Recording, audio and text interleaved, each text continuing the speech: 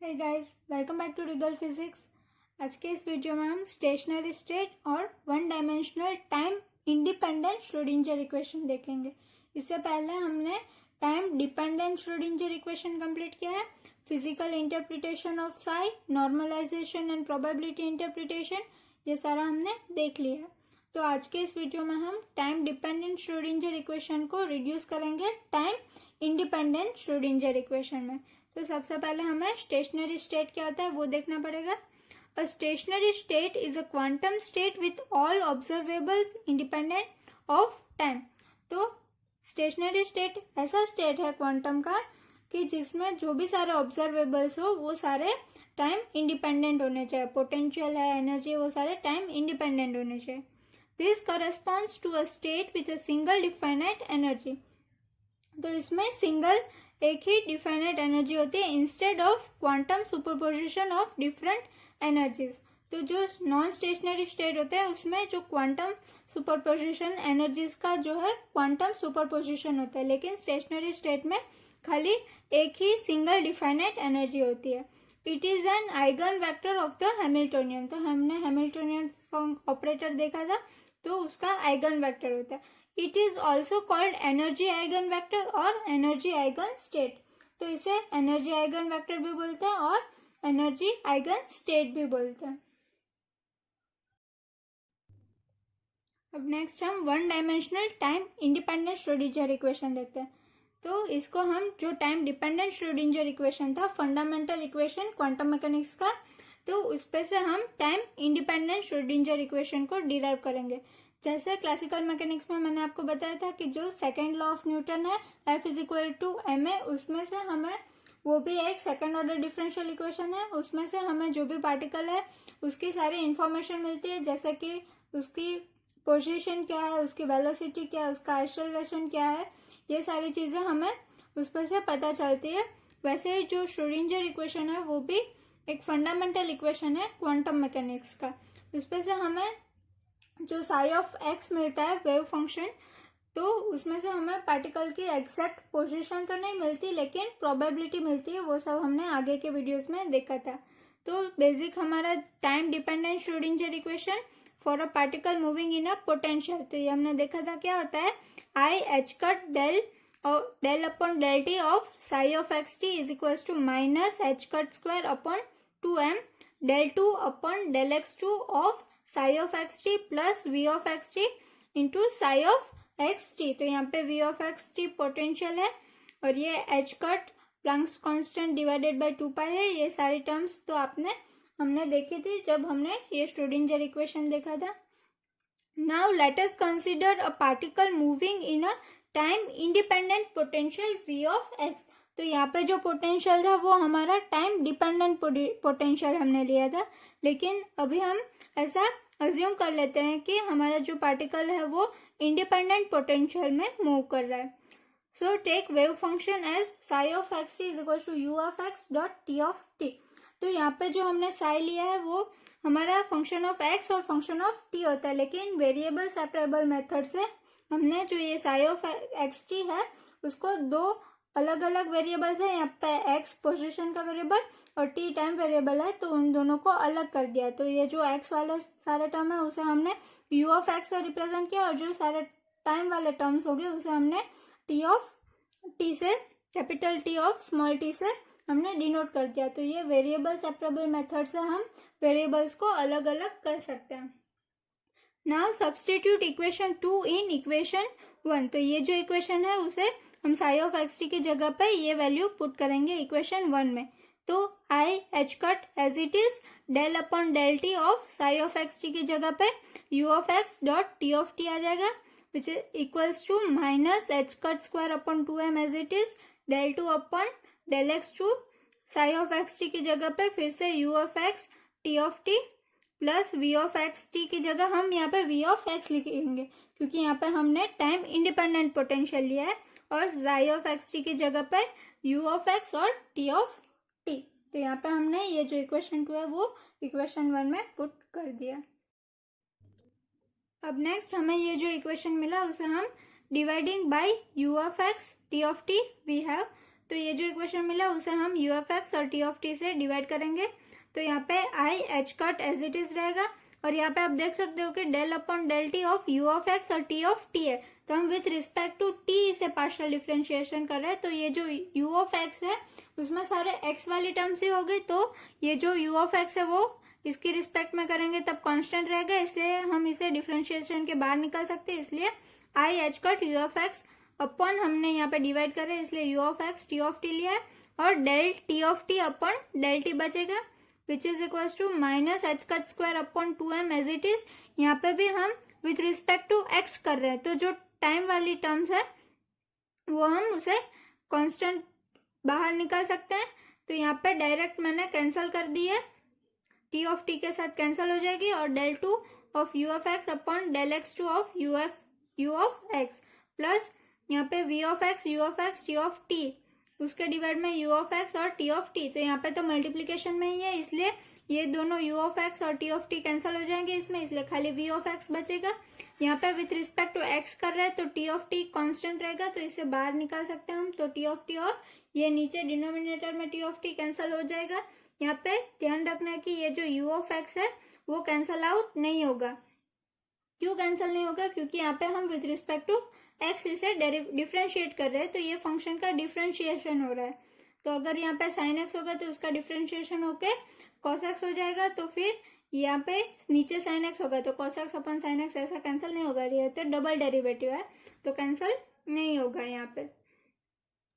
फिर यहाँ पे ये यू ऑफ एक्स और ये यू ऑफ एक्स कैंसिल हो जाएगा, तो हमारे पास फाइनल क्या बचेगा, I H cut upon T of T, क्योंकि यू ऑफ एक्स कैंसिल हो गया, और यहाँ पे del T of T upon del T की जगह हम डी लिख देंगे, क्योंकि यहाँ पे अभी खाली एक ही वेरिएबल है। अगर हमारे पास मल्टी वेरिएबल होता तो हमें पार्शियल डिफरेंशिएशन करना पड़ता, लेकिन अब तो हमारे पास एक ही टर्म बची है, इसलिए हम डी लिख सकते हैं, which is equal to minus H cut square upon 2m you of x D 2 U of x upon D X 2 plus we of X. तो यहाँ पे भी हम डी लिख सकते हैं क्योंकि यहाँ पे सिंगल वेरिएबल ही है, मल्टी वेरिएबल नहीं है।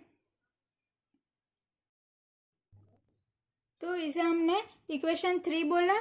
तो अगर इस इक्वेशन को आप अच्छे से देखोगे तो ये जो लेफ्ट हैंड साइड है उसमें कोई भी एक्स वाली टर्म नहीं है, मतलब जो लेफ्ट हैंड साइड है वो इंडिपेंडेंट ऑफ एक्स है, और ये जो राइट हैंड साइड की टर्म है उसमें आप अच्छे से देखोगे तो आपको पता चलेगा कि इसमें कोई टाइम वाली टर्म नहीं है। तो ये जो राइट हैंड साइड की टर्म है वो सारी टाइम इंडिपेंडेंट है और ये सारी एक्स इंडिपेंडेंट है, स्पेस इंडिपेंडेंट।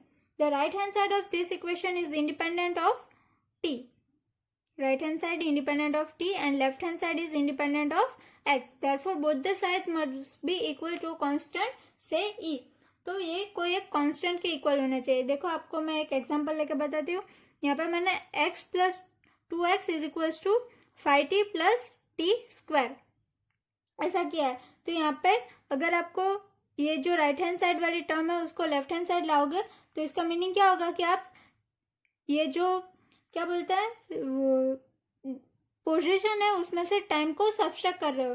तो फिजिक्स में हमने ऐसी कहीं पे भी टर्म्स नहीं देखी होगी जिसके एक साइड टाइम वाले टर्म्स हो और एक साइड पोजीशन वाले टर्म्स हो। ये फिजिक्स में पॉसिबल ही नहीं है, मैथमेटिक्स में भी पॉसिबल नहीं है, क्योंकि इसके जो डायमेंशन है वो अलग हो गई। ये जो पोजीशन है उसका डायमेंशन लेंथ होगा, मीटर में मेजर होगा, और ये जो टाइम है वो सेकंड में मेजर होगा। तो उसका कभी एडिशन या सब्ट्रैक्शन नहीं हो सकता, क्योंकि डायमेंशनल एनालिसिस में हमने देखा था कि जिसका डायमेंशन सेम हो उसका ही एडिशन या सब्ट्रैक्शन हो सकता है।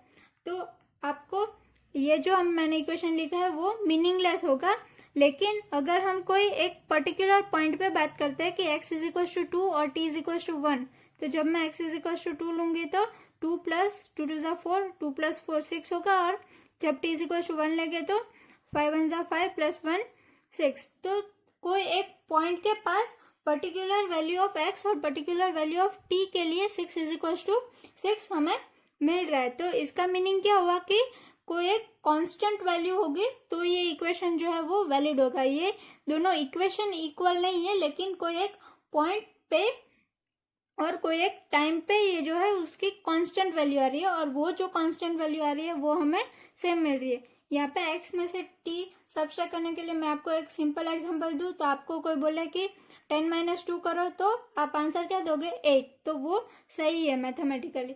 लेकिन अगर आपको कोई ऐसा बोले कि 10 एप्पल्स में से 2 ऑरेंज सब्सट्रैक्ट करो तो वो तो मीनिंगलेस होगी, नॉनसेंस होगा, क्योंकि एप्पल में से हम ऑरेंज को सब्सट्रैक्ट नहीं कर सकते। वैसे यहाँ पे डिस्टेंस में से हम टाइम को सब्सट्रैक्ट नहीं कर सकते।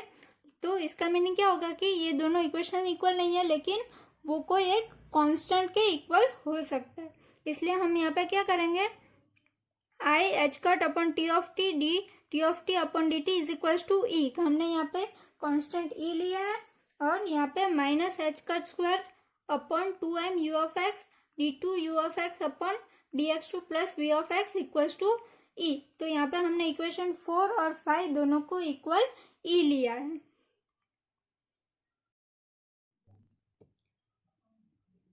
नाउ इक्वेशन 4, हमारा इक्वेशन 4 क्या था, i H cut upon T of t d t of T upon d t is equals to e.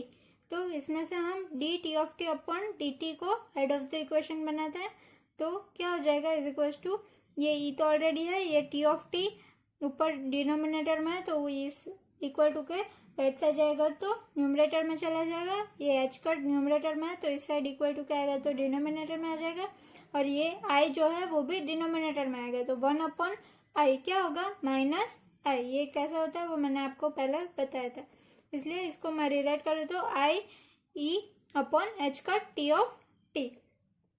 तो इसको आप अच्छे से देखोगे तो आपको पता ऐसा कौन सा फंक्शन हमारे पास है जिसको हम डिफ्रेंशिएट करें तो वही फंक्शन फिर से मिले कोई एक कांस्टेंट के साथ मल्टीप्लाई होके। तो वैसा एक ही इक्वेशन है एक्सपोनेंशियल फंक्शन। यहाँ पे मैंने एग्जांपल दिया है D by D X of E raise to minus 5x, तो इसका डिफ्रेंशिएशन हमें क्या मिलेगा minus 5 E raise to minus 5x। तो ये जो फंक्शन था वही फंक्शन वापस मिला एक कांस्टेंट के साथ मल्टीप्लाई होके। तो सिमिलरली ये जो फंक्शन टी ऑफ टी है वो हमारा क्या होगा एक्सपोनेंशियल फंक्शन होगा। इसको आप और कोई मेथड से भी सॉल्व कर सकते हो। तो इस इक्वेशन का सॉल्यूशन क्या होगा, t of t is equal to e raise to minus I E T upon H cut, और द सॉल्यूशन ऑफ इक्वेशन 5। तो हमारा इक्वेशन 5 क्या था, minus H cut square upon 2m you of x d two you of x upon D x two plus p of x is equal to e. तो ये जो function है इसकी ये जो इक्वेशन है उसकी जो सॉल्यूशन होगा वो ई पे डिपेंड करेगा, इसलिए हमें इसे अज्यूम कर लेना है U of x is equal to U E of X. ये जो डिफरेंशियल इक्वेशन है उसकी जो सॉल्यूशन है वो ई पे डिपेंड कर रहा है, इसलिए हमें खाली यहाँ पे अज्यूम कर लेना है इसे you E of x. Thus the equation 2 psi of x t is equal to u of x t of t। तो हमारा इक्वेशन 2 हमने जो वेरिएबल सेपरेबल मेथड से लिखा था psi of x t is equal to u of x t of t becomes u of x की value हमें क्या मिली u e of x, और t of t की वैल्यू हमें क्या मिली e raise to minus I E T upon H cut. तो इसे हम इक्वेशन 6 बोल देते हैं।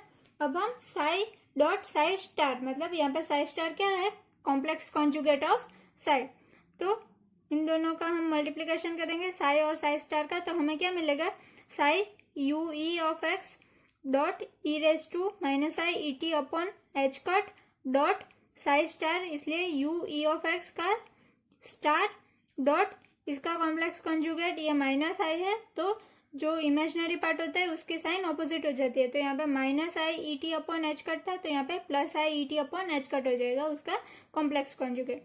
तो यहाँ पे ये e raise to minus I E T upon H cut और e raise to i E T upon H cut दोनों कैंसल आउट हो जाएंगे, और फिर खाली हमारा साई डॉट साई स्टार क्या बचेगा you E of X dot U E of x star, that is the probability density is independent of time. तो हमने देखा था कल साई डॉट साई स्टार क्या होता है प्रोबेबिलिटी डेंसिटी, तो वो भी इंडिपेंडेंट ऑफ टाइम है, क्योंकि ये जो राइट हैंड साइड है उसमें कहीं पे भी टाइम का कोई इंडिकेशन नहीं है, ये खाली एक्स पे ही डिपेंड कर रहा है, टाइम पे डिपेंड नहीं कर रहा है। और साई डॉट साई स्टार को हम psi of x T mod square is equal to you of E X mod square लिख सकते हैं। It means the particle associated with the wave function psi of equation 6 has no change in characteristic with time. तो ये जो equation 6 है उसमें कोई भी change with respect to time नहीं आएगा। खाली वो x पे ही डिपेंड कर रहा है, स्पेस कोऑर्डिनेट पे ही डिपेंड कर रहा है। Now our equation 5 minus h cut square upon 2m u of x d2 u of x upon dx square plus v of x is equals to e। तो ये हमारा जो फिफ्थ इक्वेशन था उसे हम क्या करते हैं, u e of x is equal to u of x की वैल्यू हमें u e of x मिले तो इसे हम मल्टीप्लाई करते हैं। तो इसे मल्टीप्लाई करने पे हमें क्या होगा, माइनस एच का स्क्वायर अपॉन 2m, और यहाँ पे मल्टीप्लाई करेंगे तो ये u of x और जिससे मल्टीप्लाई करें वो कैंसिल हो जाएगा, d2 upon dx 2 of u e of x लिख सकते हैं इसकी जगह पे, plus v of x multiply करेंगे तो u e of x is equal to e u e of x। तो इसे हम लिख सकते हैं हैमिल्टोनियन, h यहाँ पे क्या है हमारा Hamiltonian operator, h is equal to minus h का square upon 2m del 2 upon del x square plus v of x is equal to e of x। This equation 5 is known as time independent Schrodinger equation. तो ये जो fifth number का equation है इसे हम time independent Schrodinger equation बोल सकते हैं, क्योंकि इसमें कहीं पर भी टाइम का कोई नहीं है, कोई भी क्वांटिटी टाइम पे डिपेंड नहीं कर रही है। It is usually written in the form. तो जनरली ये जो श्रोडिंजर्स इक्वेशन है इसे कैसे लिखते हैं, d2 psi upon dx2 plus 2m upon h का square e minus v of x psi of x is equal to 0। तो इसमें कुछ नहीं है, ये जो इक्वेशन है इसमें e u e of x है, ये v ऑफ x को हम इक्वेशन इक्वल टू के राइट साइड ले जाएंगे तो e minus v of x कर देंगे, और ये u e ऑफ x की जगह साई ऑफ x यहाँ पे यूज किया इसलिए e माइनस v हो जाएगा। और फिर यहाँ से ये जो h का स्क्वायर अपॉन 2m है उसको भी इक्वल टू के इस साइड ले जाएंगे, तो ये जो हमने सब्सट्रैक्ट किया था पूरा ब्रैकेट में लिख देंगे, उसके मल्टीप्लाई में होगा तो 2m यहाँ पे डिनोमिनेटर में है, इक्वल टू के उस साइड जाएगा तो न्यूमरेटर में चला जाएगा, 2m अपॉन h का स्क्वायर हो जाएगा, और यहाँ पे बचेगा क्या, minus d2 u e of x upon dx2 u e of x की जगह हमने साई ऑफ x ले लिया है, तो ये माइनस है, इसको भी इक्वल टू के उस साइड ले जाएंगे तो प्लस हो जाएगा, तो सारे टर्म्स पॉजिटिव हो गए। तो d2 psi upon dx2 plus 2m upon h का square in bracket e minus v of x of psi of x is equal to 0। तो ये भी एक सेकेंड ऑर्डर डिफरेंशियल इक्वेशन ही हमें मिला। तो ये finally time independent Schrodinger equation है। Thank you.